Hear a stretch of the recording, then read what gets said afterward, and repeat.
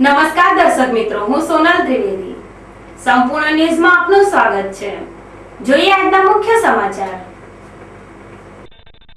પાલનપુર ખાતે ઉત્તર ગુજરાત મીઠાઈ ફરસાણ વેપારી મહામંડળનું યોજાયું મહાઅધિવેશન. જાગૃતિ અભિયાનમાં વેપારીઓને ક્રૂડના નવા કાયદાથી કરાયા માહિતીગાર. દિયોદર માર્કેટયાર્ડના સ્થળાંતરની હિલચાલ સામે વિવાદ વકર્યો. ગુજરાત હાઈકોર્ટે માર્કેટયાર્ડની ટેન્ડર પ્રક્રિયા પૂરી કરવા ઉપર આપ્યો મનાઈ હુકમ. ધાનેરાના કુવારવા પ્રાથમિક શાળામાં ઉનાળાના પ્રારંભે શરૂ થઈ પીવાના પાણીની પારાયણ. 18 માસથી શાળામાં પાણી માટે વલખા મારતા ભૂલકા આખરે સહારો લઈ રહ્યા છે પાણીની બોટલોનો. ભાજપની બનાસ યાત્રાએ પાલનપુરમાં સર્જાયો વિવાદ. એકાએક રૂટ બદલી લેતા દલિત આગેવાનોએ કર્યો બનાસ યાત્રાનો બહિષ્કાર. સંપૂર્ણ ન્યૂઝ આપણી આંગળીના ટેરવે. ઇન્ટરનેટ ઉપર સંપૂર્ણ ન્યૂઝ જોવા લોગિન કરો www.youtube.com/સંપૂર્ણ ન્યૂઝ. જોઈએ સમાચારો વિગતવાર. પાલનપુર ખાતે આજે ઉત્તર ગુજરાત મીઠાઈ ફરસાણ ઉત્પાદક વેપારી મહામંડળનું મહાઅધિવેશન યોજાયું હતું, જેમાં સેવા સંગઠન અને સહકારને બળે ગાંધીનગર, મહેસાણા, પાટણ, સાબરકાંઠા અને બનાસકાંઠાના વેપારીઓ મોટી સંખ્યામાં જોડાયા હતા. સરકાર દ્વારા food safety and standard act 2006 નો નવો કાયદો અમલી બનાવાયો છે. જે કાયદા અંગે ઉત્તર ગુજરાતના 5 જિલ્લાના મીઠાઈ ફરસાણના વેપારીઓમાં જાગૃતિનો સંચાર થાય તે માટે આજે પાલનપુરના કાનુભાઈ મહેતા હોલ ખાતે બનાસકાંઠા મીઠાઈ ફરસાણ એસોસિએશન આયોજિત ઉત્તર ગુજરાત મીઠાઈ ફરસાણ ઉત્પાદક વેપારી મહામંડળનું મહાઅધિવેશન રાખવામાં આવ્યું હતું. આ અધિવેશનમાં પાલનપુર પાલિકા પ્રમુખ હસમુખભાઈ પઢિયાર સહિત મીઠાઈ ફરસાણ મંડળના હોદ્દેદારો અને વેપારીઓ મોટી સંખ્યામાં ઉપસ્થિત રહ્યા હતા. સવારથી શરૂ થયેલ આ જાગૃતિ અભિયાન સાંજ સુધી ચાલ્યું હતું, જેનું વેપારીઓને કાયદા અને નીતિ નિયમો અંગે તજજ્ઞો અને મહામંડળના હોદ્દેદારો દ્વારા માર્ગદર્શન આપવામાં આવ્યું હતું. અમીરગઢ તાલુકાના ડેરી ગામે એક સાપ કરડવાના બનાવમાં 108 ઇમરજન્સી ખોરવાઈ જતા ઈજાગ્રસ્ત મહિલાના પરિવારજનો મુશ્કેલીમાં મુકાઈ જવા પામ્યા હતા. ત્યારે 1.5 કલાકના લાંબા સમય બાદ બીજી 108 મારફતે અસરગ્રસ્ત મહિલાને સારવાર અર્થે ખસેડવામાં આવી હતી. લોકોને ઝડપી અને નિઃશુલ્ક સેવા મળી રહે તે માટે 108 ઇમરજન્સી કાર્યરત કરવામાં આવી છે. જો કે ક્યારેક ઇમરજન્સીના બનાવોમાં જ 108 ખોરવાઈ જતા લોકોને પારાવાર મુશ્કેલીઓનો સામનો કરવો પડતો હોય છે. આવો જ એક બનાવ અમીરગઢના ડેરી ગામે બનવા પામ્યો હતો, જેમાં ડેરી ગામે એક ખેતરમાં ભાગ્યા તરીકે ખેત મજૂરી કરતી મહિલા મીરાબેન ખરાડીને ખેતરમાં કામ કરતા સમયે એક સાપે ઝેરી ડંખ માર્યો હતો. જો કે સાપના ડંખથી મહિલાને પીડા ઉપડતા તેને તાત્કાલિક સારવાર અર્થે ઇકબાલગઢની એક ખાનગી હોસ્પિટલમાં લઈ જવાઈ હતી, જ્યાં તેને વધુ સારવારની જરૂર જણાતા 108 ની મદદ લેવામાં આવી હતી. જો કે કોલ કરતાની સાથે જ 108 ઇમરજન્સી દવાખાને આવી પહોંચી હતી, પરંતુ ત્યાં 108 માં ગિયર ફસાઈ જવાની ખામી સર્જતા 1.5 કલાક સુધી મહિલાને રજળપાટ કરવી પડી હતી, જે મહિલાને તાત્કાલિક પાલનપુર ખાતે પહોંચતી કરવા માટે બીજી 108 ની મદદ લેવાની ફરજ પડી હતી. 108 ની સેવા ઇમરજન્સીના બનાવોમાં લેવામાં આવતી હોય છે, ત્યારે 108 નું યોગ્ય સમયે સમારકામ કરવામાં આવે તો ડેરી ગામે બનેલ બનાવો ભવિષ્યમાં બનતા અટકાવી શકાય તે માટે 108 તંત્રે સજાગતા દાખવવાની જરૂર છે. જો કે આ બનાવમાં મીરાબેનને ડંખ મારેલા કાળોતરાને દૂર કરતી વખતે દાંતરડાની મદદ લેવાઈ હતી, જેમાં સાપના 2 ટુકડા થઈ ગયા હતા, જેમાં મોઢાવાળો ભાગ તો ભાગી છૂટ્યો હતો, જ્યારે પૂંછડીવાળો ભાગ તરફડિયા મારી મોતને ભેટ્યો હોવાનું ખેતરના માલિકે જણાવ્યું હતું. તંત્રની લાપરવાહીના કારણે ધાનેરાનું બસ સ્ટેન્ડ ગંદકીમાં ગરકાવ બન્યું છે, જેને લઈને મુસાફર વર્ગમાં ભારે રોષ ઉઠવા પામ્યો છે. ધાનેરામાં એસટી વિભાગ દ્વારા મુસાફરોની સુવિધા માટે બસ સ્ટેન્ડ તો બનાવાયું છે, પરંતુ તેની કોઈ દરકાર લેવામાં નથી આવતી, જેને લઈને હાલ બસ સ્ટેન્ડની સ્થિતિ નરકાગાર બની જવા પામી છે. ધાનેરા બસ સ્ટેન્ડની સફાઈ બાબતે અપેક્ષા કરવામાં આવતા મુસાફરો માટે આશીર્વાદ સમાન બસ સ્ટેન્ડ હાલ તો ગંદકી સંગ્રહ કરવાનું સ્થળ બનેલું જોવા મળી રહ્યું છે. બસ સ્ટેન્ડમાં જ્યાં નજર નાખો ત્યાં ભારે બદબુ ફેલાવતી ગંદકીના ખડકાયેલા ઢગ જોવા મળી રહ્યા છે, જેને લઈને મુસાફરો બસ સ્ટેન્ડમાં બેસી પણ નથી શકતા. જો કે ગંદકીથી ખદબદતું ધાનેરાનું બસ સ્ટેન્ડ તાલુકાના મુસાફરોમાં જીવલેણ બીમારી ફેલાવી શકે તેમ હોય એસટી સત્તાવાળાઓ સ્વચ્છતા ત્યાં પ્રભુતાના સૂત્રને સાર્થક કરવા બસ સ્ટેન્ડની સફાઈ હાથ ધરાવે તે જરૂરી છે. આમ જાહેર સ્થળો પર સ્વચ્છતાના દાવા ધાનેરાના બસ સ્ટેન્ડમાં પોકળ સાબિત થઈ રહ્યા છે ત્યારે એસટી તંત્ર સજાગતા દાખવે તેવી માંગ ઉઠવા પામી છે.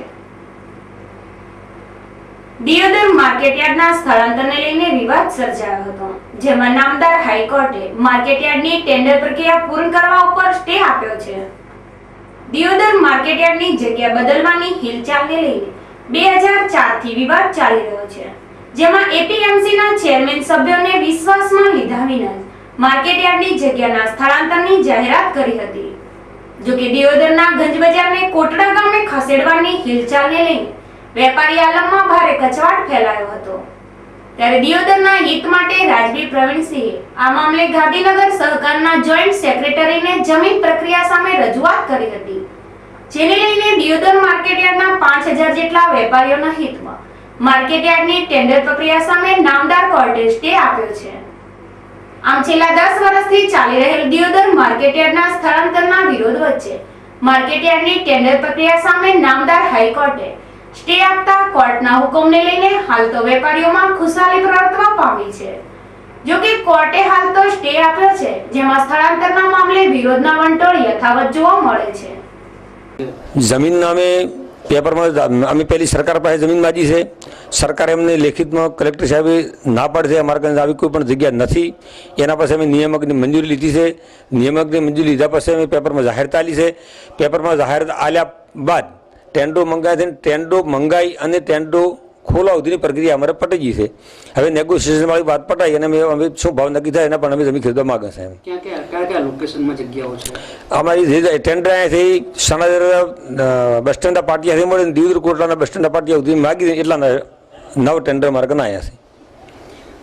આમાં કોઈ વિરોધ કર્યો હોય ટેન્ડરિંગ પ્રક્રિયાને લઈને અથવા તો હાઈકોર્ટમાં અટકે થઈ હોય? હા, અમે અમારા અહીંયા દિયોદરના અમુક માણસો સહકાર સચિવથી મનાઈ હુકમ લાવ્યો હતો.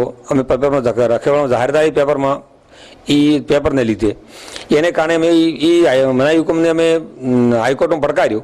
એટલે હાઈકોર્ટે અમને આજે મેં ટેન્ડરો જે ખોલ્યા એ અમને હાઈકોર્ટના હુકમના આધારે ખોલ્યા. હાઈકોર્ટે અમને ટેન્ડરો ખોલવાના, નેગોશિએશનમાં બોલાવી નેગોશિએશન કરવાની, નીચા ભાવની જમીનનો ભાવ નક્કી કરવાનો, એ ટેન્ડર તમારે મિટિંગ બોલાવી મંજૂર કરવાનું, એ બધું મંજૂર કરીને નિયામક સહકાર સચિવને તમારે રજૂ કરવાનું.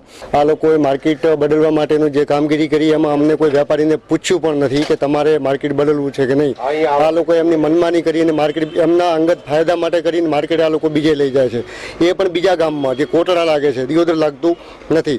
માર્કેટ ત્યાં જાય. તમે જો માર્કેટની એકચ્યુઅલ અમને જગ્યા જોવા જશો તો બજારથી ઘણી બધી દૂર જગ્યા છે અને અંદર છે. બાજુમાં રેલવે ફાટક પડે છે. દિવસમાં અને રાતમાં થઈને 60 થી 70 વાર ફાટક બંધ થાય છે. બરાબર.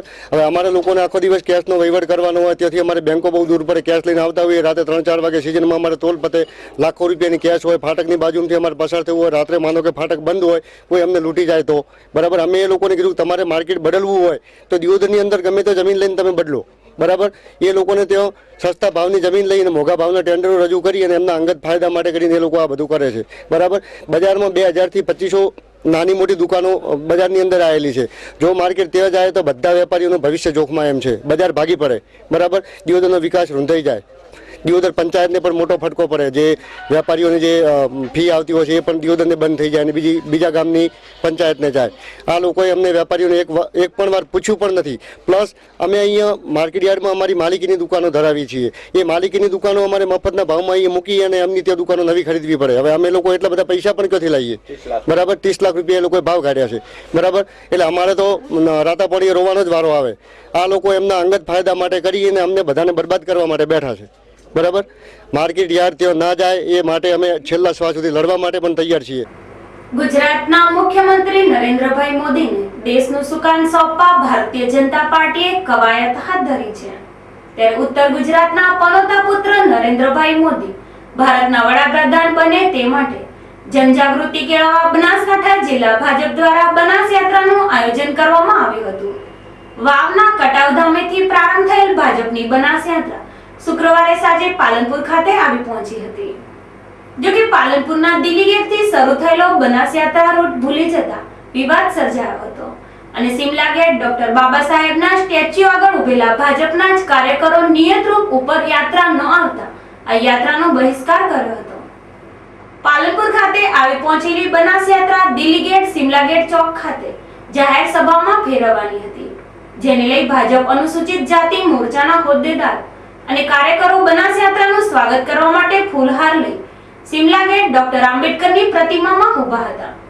પરંતુ બનાસ યાત્રાનો રૂટ એકાએક બદલી દેવાતા યાત્રા આંબેડકરના બાવલે આવી હતી, જેને લઈને ભાજપ અનુસૂચિત જાતિ મોરચાના હોદ્દેદારોમાં ભારે રોષ ભભૂક્યો હતો. જેને લઈને જિલ્લા ભાજપ પ્રમુખ કેસાજી ચૌહાણ તાબડતોડ આંબેડકરના બાવલે દોડી આવ્યા હતા, જે કાર્યકરોને સમજાવવાના પ્રયત્નો હાથ ધર્યા હતા. તો બીજી બાજુ આંબેડકરના બાવલે યાત્રા આવવાના કારણે અપમાનિત થયેલ દલિત કાર્યકરો બનાસ યાત્રાનો વિરોધ કરી કાર્યક્રમથી દૂર રહ્યા હતા અને સીધા પોતાના ઘેર પહોંચી ગયા હતા. આમ નરેન્દ્ર મોદીને વડાપ્રધાન બનાવવા લોકોને એક કરવા શરૂ કરાયેલ બનાસ યાત્રામાં આગેવાનોની પણ આવડતને પાલનપુરમાં વિવાદ સર્જ્યો હોવાના બનાવે ભારે ચકચાર જગાવી છે. પાલનપુરના ચીફ જ્યુડિશિયલ મેજિસ્ટ્રેટ અકસ્માતના બનાવમાં ગફલતભર્યું ડ્રાઇવિંગ કરી એક વ્યક્તિને મોતને ઘાટ ઉતારનાર કાર ચાલકને 1 વર્ષની કેદની સજા ફટકારી છે, જેને લઈને પૂરઝડપે વાહનો હંકારતા ચાલકોમાં ફફડાટ ફેલાયો છે. આ બનાવની વિગત જોઈએ તો ગત તારીખ 4/11/2011 ની રાત્રિએ પાલનપુરના લક્ષ્મીપુરા વિસ્તારમાં રહેતા નારાયણ હરિભાઈ પ્રજાપતિએ મારુતિ કારનું ગફલતભર્યું ડ્રાઇવિંગ કરી ઓટલા ઉપર બેઠેલા કાનજીભાઈ પ્રજાપતિને કચડી નાખતા તેમનું ઘટના સ્થળે જ કરુણ મોત નીપજ્યું હતું. જો કે આ કેસ પાલનપુરની ચીફ જ્યુડિશિયલ મેજિસ્ટ્રેટની કોર્ટમાં ચાલ્યો હતો, જેમાં સરકારી વકીલ કલ્પેશભાઈ રાવલની ધારદાર રજૂઆતો અને આધાર પુરાવાને ધ્યાને રાખી નામદાર ન્યાયાધીશ પીજી વ્યાસે ગફલતભર્યું ડ્રાઇવિંગ કરવાના ગુનામાં નારાયણ હરિ પ્રજાપતિને 1 વર્ષ કેદ અને 2000 નો દંડ ફટકારતા કોર્ટ સંકુલમાં છન્નાટો છવાઈ જવા પામ્યો હતો. સમયનું પરિવર્તન ચક્ર ઝડપથી ફરી રહ્યું છે અને મનુષ્ય દ્વારા વિકાસના નામે વિનાશ થઈ રહ્યો છે. પરિણામે ગ્લોબલ વોર્મિંગની અસરો ઊભી થઈ રહી છે, જેનાથી ઋતુચક્રમાં ફેરફારો થઈ રહ્યા છે. આપણા દેશમાં ઋતુ પ્રમાણે ઠંડી અને ગરમીનો અનુભવ થાય છે, તેમજ ચોમાસામાં વરસાદ પડે છે. પણ ગ્લોબલ વોર્મિંગના કારણે ઋતુચક્ર ખોરવાતા માર્ચ મહિનો શરૂ થઈ ગયો છતાં ઠંડીની અસર સાથે મિશ્ર ઋતુનો અનુભવ થઈ રહ્યો છે. સમગ્ર ઉત્તર ભારતમાં બદલાયેલી હવામાનના પગલે જિલ્લામાં પણ ઠંડી પવન સાથે ઠંડીની અસર વર્તાઈ રહી છે. આમ તો માર્ચ મહિનો ગરમીનો ગણાય છે. આ મહિનાના પ્રારંભથી જ સૂર્ય તપવા લાગે અને ગરમીની શરૂઆત થઈ જાય છે. દર વર્ષે માર્ચ મહિનામાં જિલ્લાનું તાપમાન 40 ડિગ્રી વટાવી જાય છે, પણ આ વર્ષે તાપમાન નીચું રહેતા ગરમીના બદલે ઠંડીનો અનુભવ થઈ રહ્યો છે, જેની વિપરીત અસર માણસના શરીર પર થઈ શકે છે. મિશ્ર ઋતુના કારણે બાળકો જલ્દી બીમાર થઈ જાય છે. ગ્લોબલ વોર્મિંગની અસરના કારણે શિયાળામાં ભારે ઠંડીનો અનુભવ થયો અને હજુ પણ ઠંડીની અસર છે, ત્યારે આગામી દિવસોમાં ગરમીનો આકરા ઉનાળાનો અનુભવ થશે એ પણ નક્કી છે. રણ પ્રદેશ ધરાવતો બનાસકાંઠા જિલ્લામાં આજે પણ વિવિધ વિસ્તારોમાં પીવાના પાણીની વિકટ સમસ્યાઓ ભોગવી રહ્યો છે, જેમાં ઉનાળાની ઋતુમાં તો લોકોને પીવાના પાણી માટે રીતસરના ફાફા મારવા પડતા હોય છે. ત્યારે હાલ ઉનાળાના પ્રારંભે ધાનેરા તાલુકા કુવારલા ગામની પ્રાથમિક શાળામાં પીવાના પાણીની પરાયણ સર્જાઈ છે, જેને લઈને શાળામાં અભ્યાસ અર્થે આવતા ભૂલકાઓને પોતાની તરસ છીપાવવા માટે ઘરેથી પાણીની બોટલો લાવવાની ફરજ પડી રહી છે. કુવારલાના દરગાજી ગોળિયા નામની પ્રાથમિક શાળામાં પીવાના પાણીનું ટાંકું તો આવેલું છે, પરંતુ તેમાં પાણી નથી, કેમ કે 1.5 વર્ષ અગાઉ શાળા આગળ રોડ બનાવવાના કામમાં પાણીની પાઇપલાઇન તોડી નાખવામાં આવી હતી. બાદ આ પાઇપલાઇનને રિપેરિંગ કરવામાં ના આવતા શાળા છેલ્લા 1.5 વર્ષથી પીવાના પાણીની વિકટ સમસ્યાનો સામનો કરી રહી છે. જો કે શાળામાં ભૂલકાઓને પીવાનું પાણી પૂરતા પ્રમાણમાં મળી રહે તે માટે 3 ટાંકા બનાવેલ છે, જે પાણીના અભાવે છેલ્લા 1.5 વર્ષથી શોભાના ગાંઠિયા સમાન બની રહેવા પામ્યા છે. આ મામલે શાળાના શિક્ષકો દ્વારા અનેકવાર ઉચ્ચ સ્તરે રજૂઆતો કરવામાં આવેલ છે, પરંતુ તંત્રને જાણે કંઈ જ ન પડી હોય તેમ સમસ્યાની ઠેરની ઠેર રહેવા પામી છે. પ્રાથમિક શાળા કુવાલા શાળા નંબર 2 કહેવાય છે. આની અંદર છેલ્લા 1.5 વર્ષથી પીવાના પાણીની કોઈ સગવડ નથી. આ માટે અમે ઘણી અરજીઓ કરેલી છે, પણ છતાંય આજ સુધી કોઈ નિકાલ આવેલો નથી. આ માટે તાલુકામાં પણ એસએમસીના સભ્યોએ જાણ કરેલી છે, અમારા દ્વારા પણ જાણ કરવામાં આવેલી છે, છતાંય કોઈ નિકાલ આવેલો નથી. છોકરાઓ નાની બોટલમાં પાણી લઈને આવે છે અને દૂર ખેતરેથી આવતા હોય છે, એ પાણી પણ આખો દિવસ કેટલું ચાલે. શિયાળા દરમિયાન તો ચાલી જાય, પણ ઉનાળામાં તો ખૂબ જ તકલીફ પડે છે. તો આ માટે જલ્દીથી નિકાલ થાય. હા, પહેલા 1.5 વર્ષ પહેલા પાણી આવતું હતું, પર જ્યારે બંધ થઈ જવાનું કારણ રોડ બન્યો એટલે ત્યાં ખોદકામ થયું જેસીબી દ્વારા, અને એનાથી પછી બધી પાઇપલાઇનો તૂટી ગઈ છે. અમારી શાળામાં પાણી આવતું નથી. અમે ઘેરથી બાટલા લઈને આવે છીએ, પણ સાંજ સુધી ચાલતું નથી. અમારી શાળામાં 3 ટાંકા છે, પણ પાણી આવતું નથી. અમારી વિનંતી છે કે પાણી આવી શકાય છે. જોકે શાળાના આચાર્ય અંકિતાબેને પાણીની સમસ્યા અંગે જણાવ્યું હતું કે ચોમાસું અને શિયાળામાં તો બાળકોએ પાણીની સમસ્યાને સહન કરી હતી, પરંતુ ઉનાળામાં પીવાના પાણીની સમસ્યાને લઈને વિકટ પરિસ્થિતિ ઊભી થવાની શક્યતા હોય શાળામાં તાકીદે પાણીની સપ્લાય કરવાની માંગ કરી હતી. આમ શાળામાં પીવાના પાણીની ટાંકા નામ માત્ર હોય, અભ્યાસ અર્થે આવતા બાળકોને ઘરેથી પીવાનું પાણી લાવવું પડે છે.